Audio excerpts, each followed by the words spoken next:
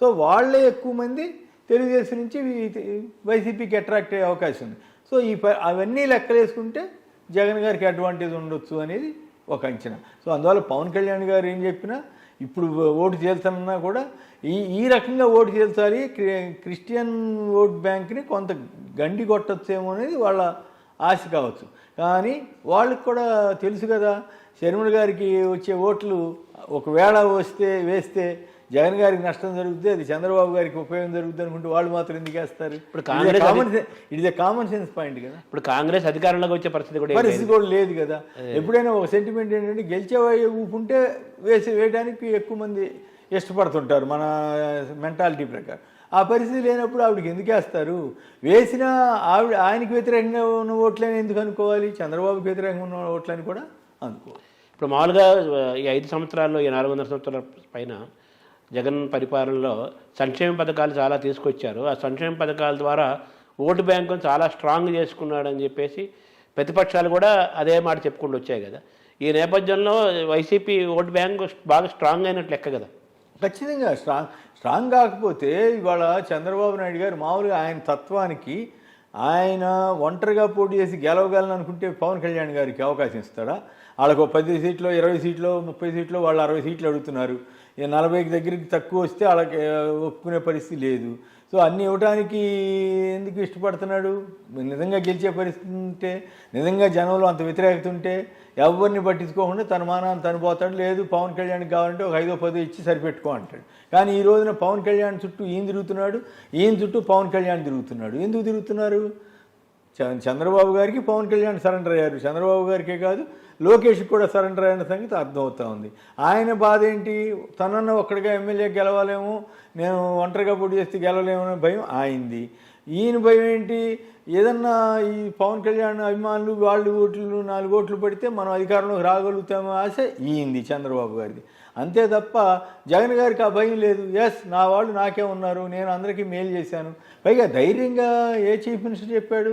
నేను మీ అందరికీ మేలు చేశాను అనుకుంటే నాకు మద్దతు ఇవ్వండి అని ఓపెన్గా చెప్పిన ఏకైక చీఫ్ మినిస్టర్ బహుశా భారతదేశంలోని ఈయన ఒక్కడే ఉంటాడు.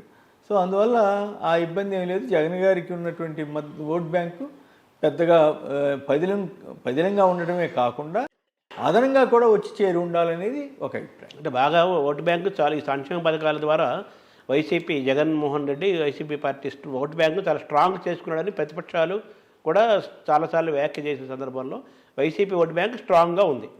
అంతే కదా. తర్వాత ఇప్పుడు అసంతృప్తులు, తర్వాత సీట్లు రాని వాళ్ళు వీళ్ళందరూ కూడా కాంగ్రెస్లోకి వెళ్ళిపోతారు. ఒకప్పుడు కాంగ్రెస్ వాళ్ళే కదా, దీని ద్వారా కాంగ్రెస్ బలపడుతుంది, వైసీపీ బలహీనం అవుతుంది అంటున్నారు కదా. దీన్ని ఎలా చూస్తున్నారు సార్? కాంగ్రెస్లోకి వెళ్ళే వాళ్ళకి ఇప్పుడు వాళ్ళు మామూలుగా అయితే ఎందుకు వెళ్తారండి? అలా తెలీదా? కాకపోతే ఏంటంటే ఏదో ఒక ప్లాట్ఫామ్ అడ్డం పెట్టుకోవడం కోసం ఒకళ్ళిద్దరు, ఇప్పుడు ఆళ్ళ రామకృష్ణారెడ్డి గారు వెళ్ళారు. ఏమవుతుంది? ఇప్పుడు ఎప్పుడైనా సరే ఒక హోదా, ఒక పరపతి ఉన్న చోట ఉన్నప్పుడు ఉన్నటువంటి వాల్యూ ఒక్కసారి వేరే చోటకి వెళితే, అది కూడా అంతగా పలుకుబడి లేని పార్టీలోకి వెళితే ఏమవుతుంది? వాళ్ళు కూడా కనుమరుగవుతారు రాజకీయంగా. అంత తప్పితే పెద్ద వాళ్ళకి కలిసి వచ్చేది ఏమీ ఉండదు. కాకపోతే ఏంటంటే తెలుగుదేశం పత్రిక, ఈనాడు, ఆంధ్రజ్యోతి ఇటువంటి వాటిలో వాళ్ళు ఏ విమర్శ చేసినా జగన్ గారి మీద, లేకపోతే జగన్ గారి ప్రభుత్వం మీద ఏ విమర్శ చేసినా దాన్ని పెద్ద అక్షరాల్లో వేసే అవకాశం ఉంటుంది. అంతకు తప్పితే వీటి వల్ల నష్టమేమీ ఉండదు.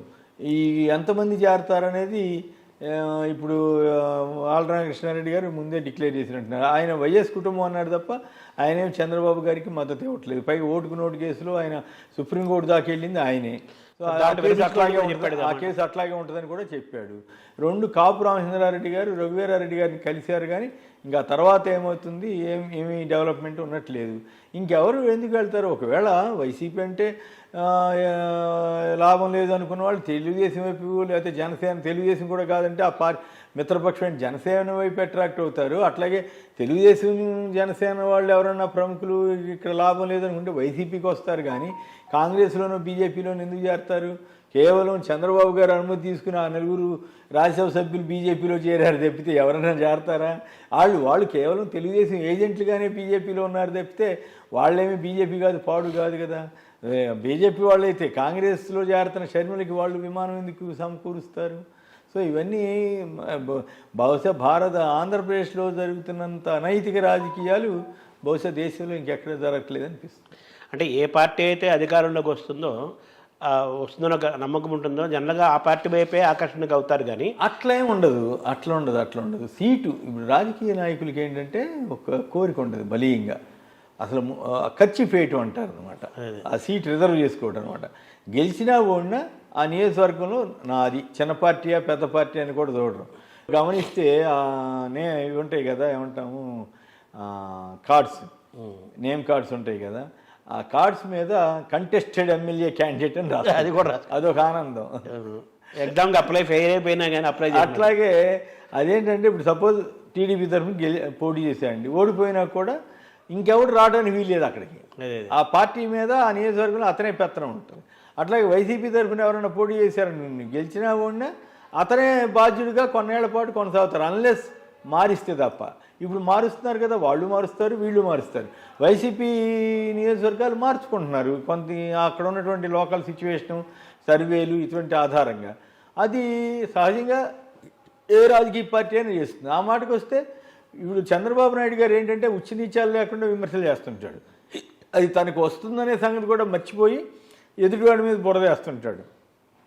ఉదాహరణకి ఆయన 78లో చంద్రగిరి నుంచి గెలిచాడు, 83లో చంద్రగిరిలో ఓడిపోయాడు. మరి తర్వాత ఎందుకు 89కి కుప్పం వెళ్ళిపోయాడు? 85లో పోటీ చేయలేదు, 89లో ఎందుకు కుప్పం వెళ్ళిపోయాడు?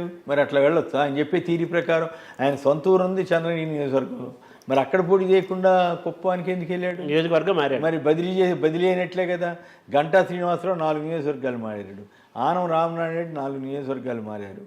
ఇలా ఒకళ్ళు కాదు, చాలామంది. ఇప్పుడు కోడెల శివప్రసాదరావు గారు మారారు కదా. సో అవన్నీ వాళ్ళు తప్పు చేసినట్ల లెక్క వస్తే ఇప్పుడు ఎందుకు ఈయనే మార్చాడు కదా. పాయకరావుపేట నుంచి కొవ్వూరు అనితని తీసుకొచ్చి కొవ్వూరు జవహర్ని తీసుకొచ్చి తిరువూరులో ఉన్న స్వామిదాస్కి టికెట్ ఇవ్వకుండా ఎగ్గొట్టి ఇవన్నీ చేశాడు కదా. మరి వాటిని ఏమంటారు? సో అవి కూడా ట్రాన్స్ఫర్సే కదా. కాకపోతే ఏంటంటే పిచ్చితనం అంతే. జనాన్ని ఏదో రకంగా మోసం చేయాలి, మాయ చేయాలనే తాపత్రయం తప్ప ఒక విధానం, ఒక నైతికత ఇవేమి ఆలోచించి చేయట్లేదు అనేది అర్థం. షర్మిల వల్ల వైసీపీకి వచ్చే ఎటువంటి నష్టము లేదంటారు. ఫస్ట్ ఎటువంటి నష్టం అంటే ఇట్స్ ఆల్ డిపెండ్స్. నష్టం అంటే ఏదన్నా ఇప్పుడు ఆళ్ళ రామకృష్ణారెడ్డి చేరాడు అనుకోండి, ఆ మేరకు కొద్దిగా ఆయన జగన్ గారు అభిమానే కదా మొన్నటిదాకా. అట్లా కొద్దిమంది అయితే వాళ్ళకి కూడా పరపతి తగ్గిపోద్ది, వాళ్ళు ఇన్ఫ్లుయెన్స్ చేసే పరిస్థితి తగ్గిపోతుంది సహజంగానే. అటువంటప్పుడు కొద్దిగా 0.25% ఏదన్నా తేడా ఉంటుంది తప్ప అంతమీ దానివల్ల ఆయనకి గెలుపోవటంని నిర్దేశించేంత పరిస్థితి ఉంటుందని నేను అనుకోను. అంటే ఈ జగన్ని టార్గెట్ చేస్తూ షర్మిల మాట్లాడుతుంది, అది దాని ప్రభావం ఏ విధంగా ఉంటుంది అనుకుంటున్నారు సార్ మీరు? అదే అప్పుడు ఆశిస్తున్నారు కదా. నేను ఆల్రెడీ మనం మాట్లాడుకున్నాం. షర్మిల గారు కనుక టార్గెట్ చేసి అన్నని కనుక విమర్శలు చేస్తే ఖచ్చితంగా జగన్ గారు మాట్లాడకపోయినా మిగతా పార్టీ వాళ్ళు మాట్లాడతారు కదా. మాట్లాడితే ఆవిడికి అప్రతిష్టే కదా అది. సో నేననేది ఏంటంటే, నా సలహా ఏమంటే, మీరు మంచో చెడో తప్పో ఒప్పో అయిపోయింది. మీరు కాంగ్రెస్ పార్టీలో ఒక రాష్ట్ర నాయకురాలుగా మీరు ఉండాలనుకుంటున్నారు. అది గెలిచే పార్టీ ఓడే పార్టీ అనేది పక్కన పెడితే, అలాంటప్పుడు మీరు ఓ పద్ధతి ప్రకారం మాట్లాడండి, ఒక విధానపరమైనటువంటి వాటికే పరిమితం అవ్వండి, అన్నతోటి వ్యక్తిగత విషయాల్లోకి వెళ్ళొద్దు. అప్పుడు వీళ్ళు వెళ్ళరు. సో అది పద్ధతిగా ఉంటుందని నేను చెబుతున్నాను. నేను రాజకీయాలు చేయొద్దు అంటలేదు, రాజకీయ విమర్శలు చేయొద్దు అంటలా. కానీ వ్యక్తిగత విమర్శలు చేయకుండా ఉంటే ఆవిడకి మంచిది, వీళ్ళకి మంచిది. అంటే ఎవరికి నష్టం ఉందంటారు? దానివల్ల నష్టం లేదు, పాడలేదు. అది ఒక ఎంటర్టైన్మెంటే. తెలుగుదేశం వాళ్ళకి అది ఒక ఆనందం. అదే తెలుగుదేశం వాళ్ళకి బాగా తిట్టించామని అని ఒకవేళ తిడితే కనుక అది సునకానందం అని అంటారు కదా. అందుకే వాళ్ళకి వచ్చేది ఏముంటుంది? వాళ్ళు ఆ ఒక్క విమర్శ. నేను ఒకటి చెబుతానండి, 5 ఏళ్ల తర్వాత జరుగుతున్న ఎలక్షన్లో, 5 ఏళ్ళు కంప్లీట్ అవుతున్న ఎలక్షన్లో జగన్ గారికి అనుకూలంగా ఉన్న వాళ్ళు ఎవడు మారండి. సమస్య లేదు. షర్మిల గారి కోసమో, పవన్ కళ్యాణ్ గారి కోసమో, లేకపోతే చంద్రబాబు గారి కోసం మారరు. అట్లాగే చంద్రబాబు గారి పట్ల అనుకూలంగా ఉన్న వాళ్ళు కూడా మారతారని నేను అనుకోవట్లా. ఎక్కువ మంది మారేవాళ్ళైతే ఈ పాడి మారిపోయి ఉంటాడు, అటైనా ఇటైనా. కాబట్టి షర్మిల గారు వచ్చి కొత్తగా మార్పులు చేసేది ఏమి ఉండదనేది నా. రాజశేఖర రెడ్డి కొడుకుగా జగన్మోహన్ రెడ్డిని ఆయన పట్టం కట్టారు, ప్రజలు బాగా ఆయన ఓన్ చేసుకున్నారు, ముఖ్యమంత్రి కూడా అయ్యాడు, పార్టీ స్ట్రాంగ్ అయింది. అలాగే రాజశేఖర రెడ్డి కూతురుగా షర్మిలకి ఏమన్నా అది పనిచేస్తుంటారు అది? అంటే రాజకీయాల్లో జనరల్గా ఒకళ్ళకి వచ్చిన తర్వాత రెండో వారికి ఆ ఛాన్స్ రావాలంటే ఆల్టర్నేటివ్ పార్టీగా డెవలప్ అయితే తప్ప అవకాశం ఉండదు. సపోజ్ ఇప్పుడు తెలుగుదేశం తెలుగుదేశాన్ని కనుక పూర్తిగా ఫినిష్ చేసి షర్మిల గారు ఆవిడ ఆల్టర్నేటివ్గా తయారయ్యారనుకోండి, అప్పుడు ఎప్పటికైనా అట్లా నేను ఆల్టర్నేటివ్గా ఉన్నానని ఒక ఇచ్చే అవకాశం ఉంది. అడుగుడిపోయిన పార్టీలో చేరి ఆల్టర్నేటివ్ ఎట్లా అవుతారు? కాంగ్రెస్ పార్టీ అనేది అడుగుడిపోయిన పార్టీ.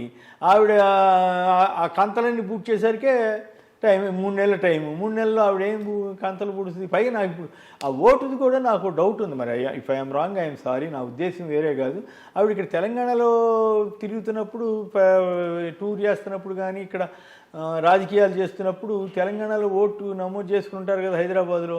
ఇప్పుడు వెళ్ళి అక్కడ అసెంబ్లీకి ఎట్లా చేయగలుగుతారని నాకు సందేహం. ఇప్పుడు ఆవిడ ఓటు ఎక్కడ ఉన్నట్టు సార్? ఓటు ఇక్కడే ఉందని మరి మీరు చెప్పాలి. ఇక్కడ ఉందా? ఇక్కడ ఓటేసారా కింద సార్? నాకు గుర్తు రావట్లేదు. ఒకవేళ ఇక్కడ ఓటేసి ఉంటే అక్కడ ఓటు అక్కడ పోటీ చేయడానికి కూడా ఎంతవరకు సమర్థిస్తారో తెలియదు నాకు. ఎందుకంటే మొన్న ఈ మధ్య సీఈఓ వాళ్ళు వచ్చినప్పుడు ఏం చెప్పారు, 6 నెలలు నివాసం ఉండాలని కనీసం ఏదో చెప్పారు.